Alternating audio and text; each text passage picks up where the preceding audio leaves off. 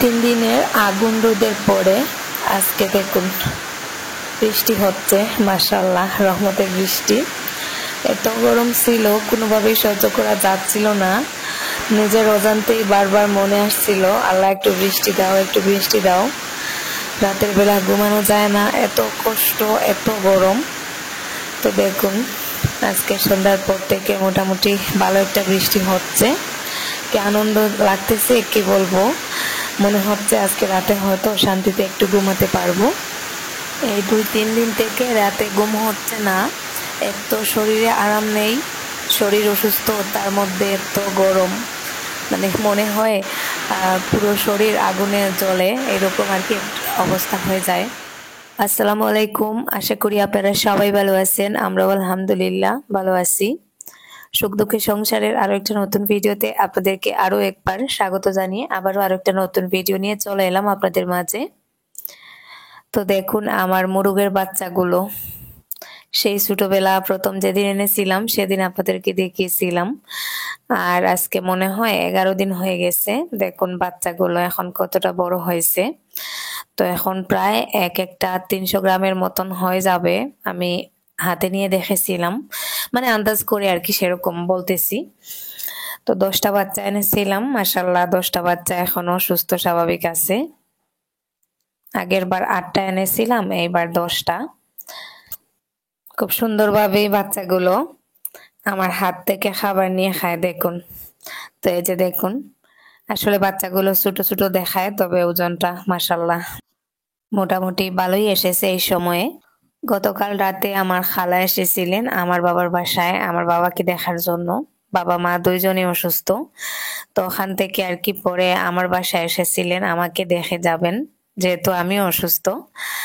তো সকালবেলা আরিয়ানের বাবা আবার কই মাছ এনেছেন। এখন বাজারে মাছ অনেক সস্তা, যেহেতু চারপাশে পানি নতুন করে শুকোচ্ছে আর লোকজন মাছ খুব বেশি পরিমাণে ধরতেছে। তো বাজারে মাছ অনেক সস্তা হয়ে গেছে, কই মাছের কেজি 100 টাকা, এখানে আধা কেজি মাছ। তো আমার খালা বসে বসে মাছগুলো কেটে দিচ্ছেন, আর সেই সাথে কচুর মুখিও এনেছিলেন, মানে কচু যেটাকে আমরা কচুর মুখি বলি। তো খালা বসে বসে কাটাকুটি করে দিচ্ছেন, আমি আর কি রান্না বান্নাটা করব। আর এদিকে ওয়াহিদার অবস্থা দেখুন। ওয়াহিদা মাশাআল্লাহ এই কম সময়ে অনেকটা পাকা গৃহিণী হয়ে উঠেছে। দেখুন ঘরের সব বাসনপত্র এখানে ডাইনিং টেবিলের উপরে এনে জড়ো করে মোটরের পাইপ লাগিয়ে রান্নাঘরটাকে ক্লিন করতেছে। বয়স কম হলে ওয়াহিদা মাশাআল্লাহ অনেকটা শক্তপোক্ত একটা মেয়ে, মানে কোনো কিছুতেই তার গায়ে লাগে না। সারাদিন সে কিছু না কিছু একটা করতে পছন্দ করে। তো আমি বারণ করছিলাম যে এখন প্রয়োজন নেই, তো ও আসলে শুনতে চাচ্ছিল না। দেখুন আমার গ্যাসের চুলার সামনের দিকটা কিভাবে সুন্দর করে পরিষ্কার করতেছে। আর ঘর পরিষ্কার করতে করতে ওর ব্রাশটা জানালার পেছনে পড়ে গেছে, তো বানরের মতন দেখুন ঘর থেকে লাফিয়ে লাফিয়ে বাইরে চলে গেল, আবার চলেও এলো। তো পুরো রান্নাঘরটা সে পাইপ লাগিয়ে এখন পরিষ্কার করবে। আর সাথে হেল্পার হিসাবে আরো একজন আছেন, মানে আমার ছেলে। দেখুন উনি পাইপ দিয়ে পানি দিচ্ছেন আরো পরিষ্কার করছে। তো জানালাটাও পরিষ্কার করছে। দেখুন জানালায় অনেক সময় তেলের ছিটা ফুটা পড়ে একটা তেলচে তেলচে ভাব চলে আসে। ওইদিকে আবার এই যে গাছে লেবু পাড়ার জন্য আরো একজন চলে এসেছেন। আমার যারা লেবুর গাছের লেবুগুলো মাশাআল্লাহ অনেকটা বড় হয়েছে। দেখুন 2 হাত দিয়ে ধরা যাচ্ছে না, অনেকটা বড় হয়েছে। এই যে দেখুন এক একটা আধা কেজি থেকে বেশি ওজনের হবে। তো ওয়াহিদা গিয়ে 2টা লেবু পারলো। আমার খালা চলে যাবেন, খালাকে দেওয়ার জন্যই আর কি লেবুগুলো আনলাম। তো ওই যে গুলগুল 2টা ওগুলো হচ্ছে আমার যারা লেবুর আর কি গাছের, আর এমনিতে যে পাশে আরেকটা ওটা হচ্ছে নর্মাল লেবু। এই যে দেখুন আমি হাতে নিয়েছি, পুরো হাতের সমান মনে হচ্ছে, তো আসলে ক্যামেরা এভাবে বোঝা যায় না। আর আমার 2টা লেবু গাছের লেবুগুলোই মাশাআল্লাহ অনেকটা বড় বড় হয় আর অনেক রসালো। এই যে দেখুন এটা অনেক লম্বা। তো আমি একটু কাছ থেকে আপনাদেরকে দেখাচ্ছি। দেখুন আসলে এই লেবুর ভেতরের অংশটা একটু টক আর বাইরের পুরো অংশটা মিষ্টি মিষ্টি লাগে। রাতের বেলা বৃষ্টি হয়েছে, আবার দিনের বেলার গরমটা দেখুন, রোদটা অনেক কড়া। দেখুন মোটামুটি ভালোই একটা রোদ, ওয়েদারটা কিন্তু খুব সুন্দর, তবে গরমটা বেশি। আমার আসলে এই যে রোদেলা দিনগুলোই বেশি ভালো লাগে, তবে গরমের কারণে অস্বস্তি হয়, মন চায় যে একটু বৃষ্টি হোক, গরমটা সহ্য করা যায় না। আর আমার আসলে গরমের পরিমাণটা একটু বেশি, অন্যান্যদের তুলনায় মনে হয় আমার গরম একটু বেশি লাগে। রোদটা অনেক কড়া আজকে। এখন বাজে দুপুর গড়িয়ে এই 1:30 মতন বাজতেছে। তো ওটা আসলে গতকালকের ভিডিও ফুটেজ ছিল। গতকালকে জুম্মাবার ছিল, তো জুম্মার নামাজ পড়ে আর কি আমরা যখন বাড়ি থেকে বেরিয়েছি, আরিয়ানের বাবা নামাজ পড়ে এলেন।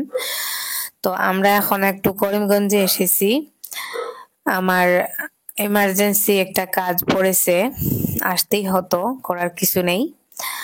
তো এখানে এসে আমাদের এই যে সামনে একটা অফিস দেখতে পাচ্ছেন, তো এখানে একটু কাজ আছে, আমাদের একটা চাকরির বিষয় আর কি, ইমার্জেন্সি কল এসেছিল, তো ওই জন্যই আর কি ওখানে আসা। আর আরো একটা কাজ আছে, সেটা আপনাদেরকে দেখাবো। এই যে দেখুন, এডুকেশন কমপ্লেক্স, করিমগঞ্জ, আসাম। তো আরিয়ানের বাবা অফিসে গেলেন, আমিও গিয়েছিলাম, আমি চলে এসেছি, আমার আপাতত কাজ নেই, তো উনার আসার অপেক্ষায় ছিলাম, উনিও চলে এসেছেন। তো এখন আমরা অন্য একটা জায়গায় যাব, খুব গুরুত্বপূর্ণ একটা কাজ আছে, যেটার জন্য আর কি আমাকে আসতেই হতো। তো ওখানকার কাজ শেষ করে দেখুন আবারও ওইদিকে রওনা দিয়েছি।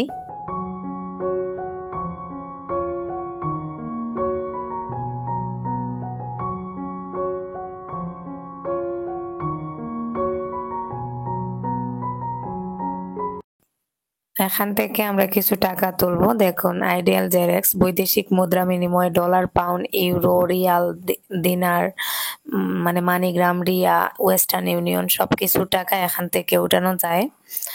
তো আমি এখানে এসেছি কিছু টাকা উঠানোর জন্য। দেখুন টাকাটা পেয়েও গেলাম। লন্ডন থেকে একজন আপু ওয়েস্টার্ন ইউনিয়নে আর কি আমাকে কিছু টাকা পাঠিয়েছেন, আমাকে বলতে আমার বোনকে 10,000, আমাকে 15,000। তো সেই টাকাগুলো আমার নামে পাঠিয়েছেন, তাই আমাকে আর কি আমার ডকুমেন্টস দিয়ে উঠাতে হচ্ছে। তো ওখানকার কাজটা শেষ করে এখন আমরা আস্তে আস্তে আবার দেখুন বাড়ির উদ্দেশ্যে রওনা দিয়ে দিলাম। বাড়িতে এসে দেখি শিফা এসেছে। দেখুন আমি অসুস্থ শুনে ও এসেছে, তো আমাকে দেখেই আবার মুখ লুকানো শুরু। ও আগেও এরকম করতো, কাউকে দেখলেই মানে মুখ লুকাতো, আর আজকেও মানে হয়তো ওর লজ্জা লাগতেছে, তো দেখুন নিচের দিকে মুখ দিয়ে বসে আছে। দেখুন আগে রোগা ছিল, এখন আরো অনেকটা রোগা হয়েছে। তো কেন এসেছে, কি জন্য এসেছে, সেটা আমি একটু পরে আপনাদেরকে বলবো। ও কি একেবারে চলে এলো, ও কি আসতে চাচ্ছে নাকি চলে এলো, সেটা ভিডিওতে দেখতে পাবেন। আর আরিয়ান দেখুন ওকে পেয়ে কতটা খুশি, মানে ওর গাড়িগুলো একটা একটা করে বের করে ওকে দেখাচ্ছে। আসলে ছোটবেলা থেকে আরিয়ান তো ওকে দেখে দেখেই বড় হয়েছে, তাই ওকে দেখে সে অনেকটা এক্সাইটেড। আর দেখুন আমরাও বসে বসে ওর সাথে আর কি একটু গল্প করছিলাম। আজকে 2 দিন পরে একটা ভিডিও দিচ্ছি, তো আসলে কাজকর্ম তেমন করা হচ্ছে না, আর আপনাদের সাথে শেয়ার করা হচ্ছে না, শরীরের কন্ডিশনও সেরকম না। আর প্রতিদিন ভিডিও দেব অসুস্থ অসুস্থ, সেটা শুনতে শুনতে হয়তো আপনাদের অনেকের বিরক্ত লাগতেছে, তাই ভাবলাম 2-4 দিন একটু রেস্ট নেই। তো আসলে তারপরেও আমার অনেক শুভাকাঙ্ক্ষীরা থেকেই যান, যারা আমাকে নিয়ে টেনশন করেন যে কি অবস্থা আপু, আপনার ভিডিও দিচ্ছ না কেন, বেশি অসুস্থ নাকি। তো বেশি অসুস্থ বলতে দেখতেই পাচ্ছেন আপনাদের সামনে, কাজকর্ম করতে পারছি না, আর আমার চ্যানেলটা তো ওই কাজকর্ম ওগুলোই আপনাদের সাথে শেয়ার করি। যেহেতু কাজকর্ম করতে পারতেছি না, জাস্ট রান্না বান্নাটা করছি, তো ওই জন্য আর কি আর আপনাদের সাথে শেয়ার করা হচ্ছে না। তো ভাবলাম আজকে সরাসরি ক্যামেরার সামনে এসে একটু গল্প করি। 2 দিন হয়ে গেছে, মনে হচ্ছে অনেকদিন হয়ে গেছে আপনাদের সাথে আমার দেখা সাক্ষাৎ হচ্ছে না। আমি অপারেশনের জন্য আগামী কালকে বাড়ি থেকে রওনা দিচ্ছি। আমাদের টিকিটও হয়ে গেছে, তো আমি টিকিটটা আপনাদেরকে ভিডিওতে দেখাবো। আর টিকিটটা করে নিয়েছি, আপাতত যাচ্ছি, দেখা যাক কি হয়। আমাদের এখানে ডাক্তার তো আমাকে বলেছেন, আমার আলট্রাসোনোগ্রাফি করার পরে উনি বলেছিলেন যে ব্রেস্টেরটা অপারেশন করতেই হবে, যেহেতু দুইটা ব্রেস্টের সমস্যা। তো জানি না, আমার যে ডাক্তার, আমি গুয়াহাটিতে আর কি ব্রেস্টের সমস্যার জন্য যে ডাক্তার গত বছর থেকে দেখাচ্ছি, তো উনি প্রথমেই আমাকে অপারেশন সাজেস্ট করেছিলেন। তখন আসলে আমি অপারেশনের জন্য প্রস্তুত ছিলাম না, মানসিক দিক দিয়ে বা ফাইন্যান্সিয়াল দিক দিয়ে কোনো দিক দিয়ে আমি অপারেশনের জন্য প্রস্তুত ছিলাম না, তাই আর অপারেশনটা করিনি। ডাক্তারকে বলেছিলাম যে আপাতত যদি ঔষধে কাজ হয় তাহলে ঔষধ দিন, পরে যদি প্রয়োজন পড়ে ঔষধে না সারে তাহলে না হয় অপারেশন করব। তো সেই হিসাবে ওষুধ খাচ্ছিলাম, মোটামুটি 1 বছর ভালোই ছিলাম, তেমন কোনো সমস্যা ছিল না। তো এখন যেহেতু আবার নতুন করে সমস্যাটা দেখা দিয়েছে, তো আবার আমি ওই ডাক্তারের আর কি কাছে যাচ্ছি, দেখা যাক আবার উনি কি বলেন। উনি খুব ভালো একজন ডাক্তার, গুয়াহাটির মধ্যে অনেক নাম করা ব্রেস্ট ক্যান্সার স্পেশালিস্ট আর কি একজন ডাক্তার, ব্রেস্ট সার্জন, মানে ব্রেস্টের সার্জারিও করেন। তো আপাতত আমি আবার ওই ডাক্তারের কাছে যাব আগামীকালকে, দেখা যাক ওখানে গিয়ে উনি কি বলেন। আমার মনে হয় অপারেশনটাই উনি সাজেস্ট করবেন, কারণ আগের বারও উনি তাই করেছিলেন। তো যদি উনি অপারেশন সাজেস্ট করেন তাহলে অপারেশনটা করে আসবো। আর জানি না খরচ কতটা পড়বে, তো আমি আসলে সেটা নিয়েই ভাবছিলাম, কারণ গুয়াহাটির মতন একটা জায়গা আর ভালো একটা হসপিটাল, তো ওখানে অপারেশনের খরচটাও কিন্তু অনেক বেশি পড়বে, যেটার জন্য আমি গতবার অপারেশনের সাহস পাইনি। আর এই বছর মোটামুটি সাহস করে এগোচ্ছি, জানি না কতটা কি করতে পারবো ওখানে যাওয়ার পরে। তো লাইটের সমস্যার কারণে আমি বারবার জায়গাটা চেঞ্জ করছি। আগে ওইদিকে বসেছিলাম, ওইদিকে লাইটের একটু প্রবলেম হচ্ছিল।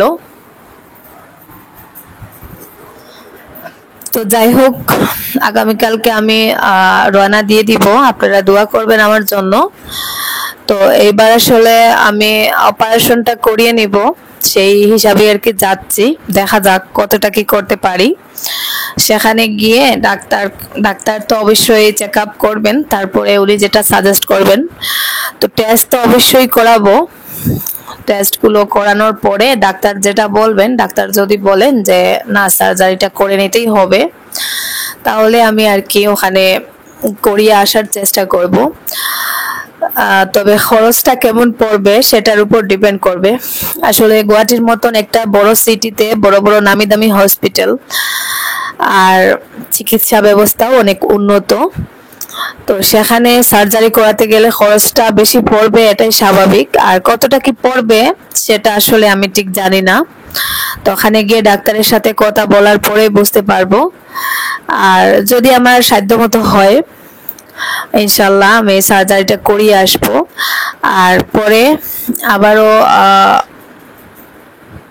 বাকিটা আর কি ম্যানেজ করে আমি আমার যে গল ব্লাডারের সার্জারি, যেটা পিত্তথলিতে টিউমার, তো সেটা আমি অপারেশন করব। তো ওটার জন্য আমি আপাতত কোনো টেনশন নিচ্ছি না, কারণ পিত্তথলি কেটে দিলেও মানুষ স্বাভাবিকভাবে চলাফেরা করতে পারে। তো ব্রেস্টের সমস্যাটার জন্য আর কি একটু বেশি টেনশনে থাকি আমি।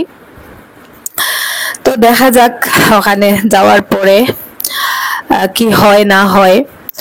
আর আমি আসলে টাকা পয়সার দিক দিয়ে অনেকটা টেনশনে ছিলাম যে কোথা থেকে কি করব, অ্যারেঞ্জ করব, কতটা টাকা লাগতে পারে, তো এটা সম্পর্কে আমার কোনো আইডিয়া নেই।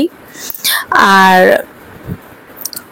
যেহেতু আগের বার গুয়াহাটির ডাক্তার আমাকে সার্জারি সাজেস্ট করেছিলেন, এইবার সেটাই করবেন, তো ওই জন্যই আর কি একটু টেনশনেই ছিলাম।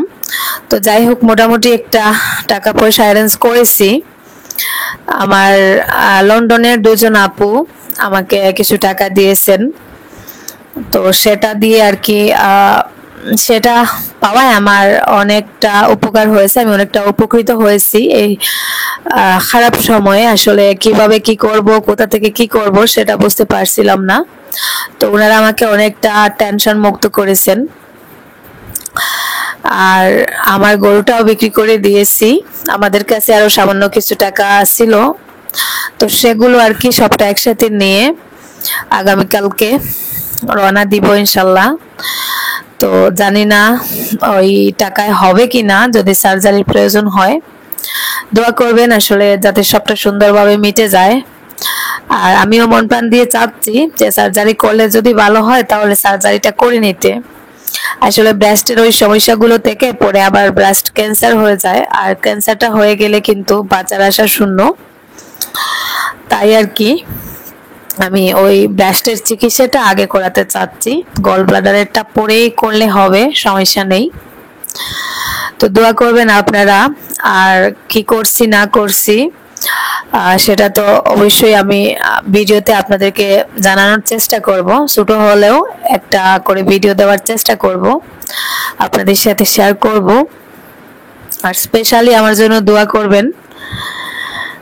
আর হয়তো আমার সার্জারি হয়ে গেলে তখন আমি ভিডিও দিতে পারবো না, তবে আমি আরিয়ানের বাবাকে বলবো বা জুবাইর আমাদের সাথে থাকবে, ওকে বলবো ছোট হলেও একটা ভিডিও শেয়ার করার, যাতে আপনারা আমার খবরাখবর পান। ও একটু আগে আপনারা হয়তো ভিডিওতে শিফাকে দেখেছেন, তো আপনাদের মনে প্রশ্ন জাগবে যে শিফাকে আমি আবার নিয়ে এসেছি কিনা।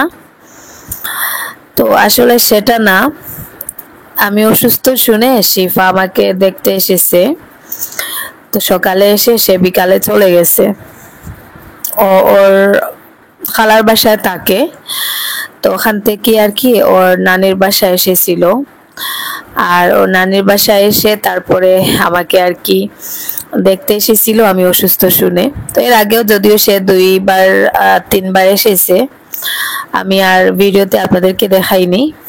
এইবার ভাবলাম ও যেহেতু এসেছে সকাল থেকে বিকাল পর্যন্ত আমাদের বাসায় ছিল, তাই আর কি আপনাদের সাথে শেয়ার করলাম, ওকে একটু দেখালাম। যত যাই হোক আমাদের বাসায় 3 বছর ছিল, অনেক ছোটবেলায় এসেছিল আমাদের এখানে এসে, মোটামুটি অনেকটা লম্বা চড়া হয়ে গিয়েছিল। আর ওর সাথে আমাদেরও অন্যরকম একটা সম্পর্ক ছিল। মোনাকে এনেছিলাম, ওয়াহিদাকে এনেছিলাম। তো এখন কিন্তু ওদেরকে একটু মানে যেভাবে এনেছি ওকে কিন্তু সেইভাবে আনিনি, একেবারে অন্যভাবেই আর কি আমি মনে মনে ওকে ভাবতাম, মেয়ের মতন করতাম। ওদেরকেও ভাবি, মোনাকে তো বোন হিসাবেই ভাবতাম। আর ওয়াহিদা তো আমাকে খালা ডাকে, তো আমার বোনজি হিসাবেই আর কি। আর ও যেহেতু বাবা মা ডাকতো আর অনেক দিন থেকেছে, ওর জন্য আর কি ওর সাথে সম্পর্কটা একটু অন্যরকম ছিল। তো সে চলে গিয়েছিল, আর আমি ওকে বন্দি করে রাখতে চাইনি। ওকে যাওয়ার দিন বলেছিলাম যে যাও, সমস্যা নেই, যেখানে ভালো লাগে যাও। আর যদি কখনো মনে হয় যে না আমি বেটার ছিলাম তাহলে ফিরে এসো, সমস্যা নেই। তো আমি ওকে ছেড়ে দিয়েছিলাম, মুক্ত করে দিয়েছিলাম। কেউ যদি বন্দিদশা থেকে মুক্ত হতে চায়, কারণ একজন আমার বাসা থেকে যখন যেতে চাইবে নিশ্চয় ওর কাছে আমার বাসাটা বন্দিখানা মনে হচ্ছে, তো যেতে চাইছিল যখন আমি ওকে মুক্ত করে দিয়েছিলাম যে দুনিয়াটা একবার ঘুরে দেখে আসুক। তো ও হয়তো ভাবছিল যে আমার বাসা থেকে অন্য জায়গায় গিয়ে হয়তো ফুলের বিছানায় থাকবে, আর আমার বাসাটা হয়তো কাটার বিছানা ছিল। তো আমি ওকে বলেছিলাম যাও গিয়ে ঘুরে এসো, একটু এক্সপিরিয়েন্স হোক। তো চলে গিয়েছিল, এখন আবার আসে কান্নাও করে। তো আবার আমাকে বলছে, ও নানিও বলছেন ওকে আমাদের বাসায় আবার কি আনবো, ও আর কখনো এমন করবে না, ও যাবে না। তো এই মুহূর্তে আসলে আমি ওরকম সিচুয়েশনে নেই, আপনারা জানেন, নতুন করে কোনো সিদ্ধান্ত নিতে চাচ্ছি না, কারণ নিজেই দু নৌকায় দাঁড়িয়ে আছি। কখন কি হবে, আদৌ সুস্থ হয়ে স্বাভাবিক জীবনে ফিরে আসতে পারবো কিনা সেটাও জানি না। তো ওর জন্য আর কি এখন আমি কোনো ডিসিশন নিতে চাচ্ছি না, আমি ওদেরকে বললাম। তো ও এসেছিল আমাকে দেখার জন্য, সকালে এসেছিল, তারপরে বিকালে গেল। তো আপনাদেরকে আর কি একটু দেখালাম। তো যাই হোক, কেয়ার করার। আর আর দোয়া করবেন। তো যাই হোক, সবাই ভালো থাকুন, সুস্থ থাকুন। আর আজকের মতো এখানে বিদায় নিয়ে নিচ্ছি। আল্লাহ হাফিজ, আসসালামু আলাইকুম।